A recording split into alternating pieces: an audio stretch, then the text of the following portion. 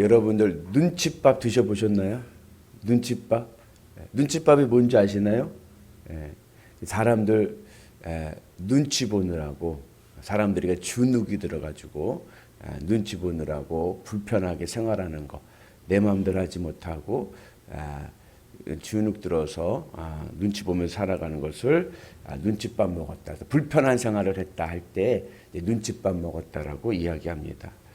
너무 사람들은 이제 의식하다 보니까 그런 일이 생기는 거예요. 이 눈칫밥을 좀 패러디해서 이야기하면은 눈칫밥 전도가 있습니다. 눈칫밥 전도는 좋지 않은 전도예요. 뭐냐면 세상에 너무 의식하다 보니까 세상을 너무 의식하면서 전도하는 것이 바로 눈칫밥 전도입니다. 반대로 배려 전도가 있습니다. 배려 전도는 내가 무엇으로 이렇게 만족하고 여유를 가지고 그걸 나누는 거죠. 배려해 주면서 전하는 전도법입니다. 오늘 우리의 전도는 눈칫밥 전도냐, 세상에 눈치 보면서 거기 그냥 어떻게 그냥 눈치 보면서 하는 것이 아니라 우리가 복음의 은혜 안에서 복음을 나눌 수 있는 배려 전도가 되기를 축복합니다.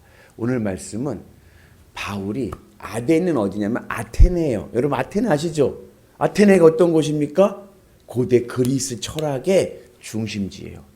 바울이 고대 그리스 철학의 중심지인 아테네에서 복음을 전합니다. 그것이 어떤 곳이냐면 그것은 스토아 그리고 에피쿠로스 철학자들이 모인 곳이죠. 그러니까는 이 바울이 이 아테네에 가서 좀 주눅이 들었어. 그러니까 이제 바울도 배웠다면 배운 만큼 배운 사람이고 가말리엘 문화생이고 바리새인 중에 바리새인이고 한데 그 아테네는 뭐 엄청난 철학자들이 있고 엄청난 학문이 있기 때문에 거기에 바울이 주눅이 들어버리니까 복음을 전하는데 눈치를 보는 거예요. 그러니까는 그 여러분들도 이렇게 학생들 할 때 가르칠 때 뭐 어디 이야기할 때 초등학교 유치원 아이들한테는 아이고 재밌게 여유롭게 이야기할 수 있는데 여기 막 다 박사님들 교수님들 막 쫙 앉아 있고서 나보고 얘기하라 그러면 어때요? 그러면 어떻게 얘기하나 그러죠. 제가 영암에 목회할 때 거기에 목포에 있는 목사님이 있으셨어요. 이제 그 목사님이 이제 그 얘기를 하는 거예요. 주일날 설교를 하는데 갑자기 스승님이 오신 거예요. 감신대 다니던 분, 감신대 교수님이 설교하는데 갑자기 문을 열더니 들어오시더니 딱 앉으시더래요. 그날 설교 완전히 죽 썼다. 교수님이 얘기도 없이 갑자기 들어오니까 야 이거 어떻게 해. 내가 또 설교에 또 잘못하면 교수님한테 혼날 것 같기도 하고 뭐하고 책 잡힐 기도 하고 막 그러니까 주눅이 들어버리니까 딱 굳어가지고서는 그래가지고서는 설교를 죽 썼다 이제 그런 얘기 하시더라고요. 그런 거예요. 바울이 거기서 전도를 하는데 아레오바고라는 곳에서 복음을 전할 수 있는 기회가 오게 되었습니다. 이 아레오바고는 이 아테네 사람들이 모여서 토론하고 이야기 나누는 곳이에요. 그러니까 굉장히 중심지죠. 이제 거기서 복음을 전할 수 있는 기회를 얻었어요. 그 이제 복음을 전해야 되는데 접촉점이 있어야 되잖아요. 이 사람들은 쉽게 말하면 철학자들이고 학문에 일가견이 있는 사람들인데 이 사람들에게 어떻게 복음을 잘 전할 수 있을까? 이제 그 생각을 많이 한 거예요. 수준에 맞게끔 이제 복음을 전해야겠다. 그 생각을 하고 이제 나름대로 이제 철학적, 학문적으로 복음을 전해야겠다는 생각을 하고 이제 접촉점을 찾다가 우연히 뭘 봤냐면 한 제단을 봤는데 거기에 뭐라고 써 있느냐면은 이름을 알지 못하는 신이라는 신에게라고 하는 이제 문구를 보게 됩니다. 그러면서 바울이 이거다. 이름을 알지 못하는 신. 이거를 접촉점으로 해가지고 복음을 전해야겠다. 그렇게 생각을 한 거예요. 그래서 바울은 이름을 알지 못하는 신 이코르 여호와 하나님. 이제 이렇게 해서 이제 복음을 전해야겠다 생각을 하고 이제 아레오바고에서 복음을 전하는 겁니다. 그런데 문제가 생겼어요. 그것은 뭐냐면 이 아테네 사람들에게 만든 이 제단에서 이름을 알지 못하는 신은 누구냐면 이 세상을 창조한 조물주 신이 아니라 이 아테네는 여러분 아시죠? 신화가 많잖아요. 그리스 신화. 되게 신들이 많잖아요. 그리스 신화에 나오는 신들만 300명이 넘습니다. 예. 그러니까는 그 신들이 한 300명이 넘는 신들의 이름이 다 있는데 이름을 알지 못하는 신은 뭐냐면 거기에 들지 못한 신이에요. 이해가시죠? 그 이름이 300개에다가 막 이름이 다 있는데 또 그 이름이 없는 우리가 알지 못하는 또 다른 우상신이 있을 거 아니에요. 근데 야, 왜 나한테는 제단을 안 만들고 왜 나한테는 왜 인사 안 해? 왜 나한테는 절 안 해? 그러면은 이름을 모르는 우리가 모르는 신이 기분이 나빠갖고 나를 해코지할 수도 있잖아요. 그러니까는 통틀어 가지고 그 외 기타 등등 신들 해가지고 만든 게 이름을 알지 못하는 신에게라는 제단인 거예요. 그러니까는 그리스 사람들에게 생각할 때는 엉뚱한 거죠. 이게 복음 전도에 오류가 생겨버린 거예요. 바울은 이름을 알지 못하는 신이라는 것이 조물주 신을 얘기한 이 세상을 만든 신이라는 것이라고 생각을 하고 너희들이 생각한 이 세상을 만든 이름을 알지 못하는 신이 여호와 하나님이라고 복음을 전하려고 했는데 정반대로 그리스 사람들에게 이름을 알지 못하는 신은 뭐예요?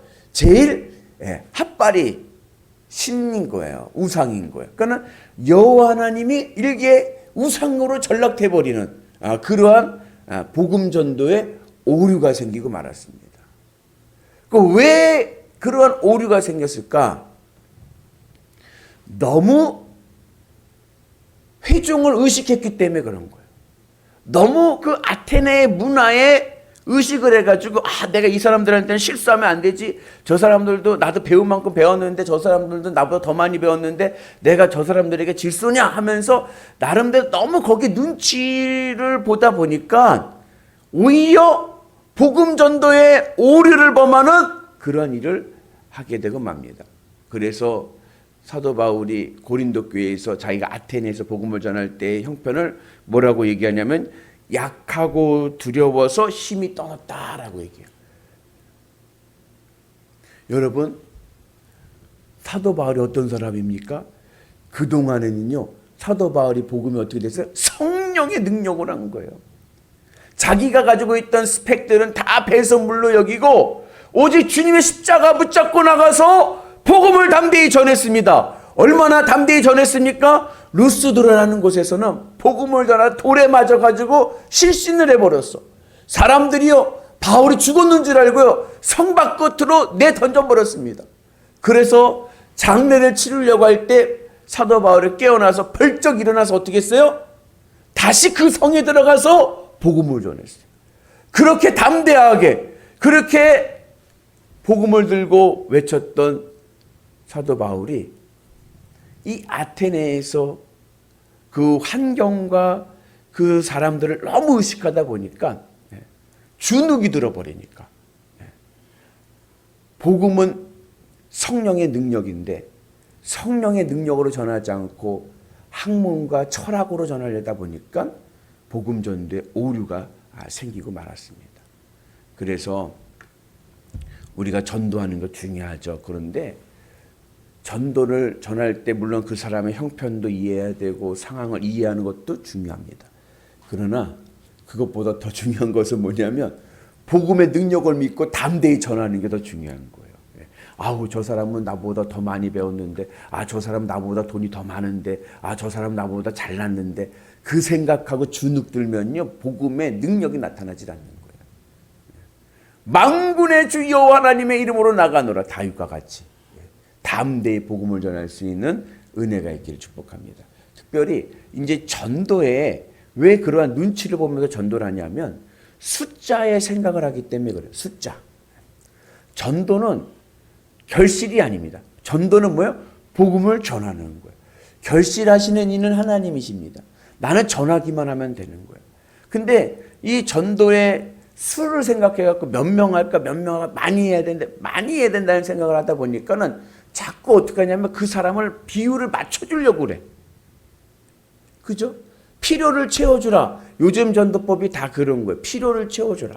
그래가지고 그 사람이 필요한 거 원하는 거 다 맞춰줍니다. 그래갖고 이제 전도를 해요. 근데 부작용이 뭐냐면 그렇게 필요를 맞춰줘갖고 해주고 싶은 거 다 해주고 받아주고 그냥 애기처럼 이렇게 해가지고 전도를 하고 보다 보니까는 교회 와서도 계속 애기야. 그러니까 성장이 되지 않으니까는 조금 실수하거나 조금 마음에 안 맞으면 그냥 가버리는 거예요. 왜 그렇게 주눅이 듭니까? 이게 숫자에 양으로 보니까 그래요. 복음은 양이 아니라 능력인 줄로 믿습니다. 그래서 복음은 그 사람을 의식해서 하는 것이 아니라 내가 예수님을 믿어보니까 너무나도 좋아. 여러분 예수 믿으니까 좋으시죠? 행복하시죠? 야, 이 세상에 풍파가 막 일어나도 예수님 믿으니까 나는 안전하고 평안하고 행복하고 감사해요. 그 예수님, 너무 그 좋은 예수님을 내가 사람들에게 나눠주는 거예요. 내가 예수님 믿어보니까 너무 좋더라.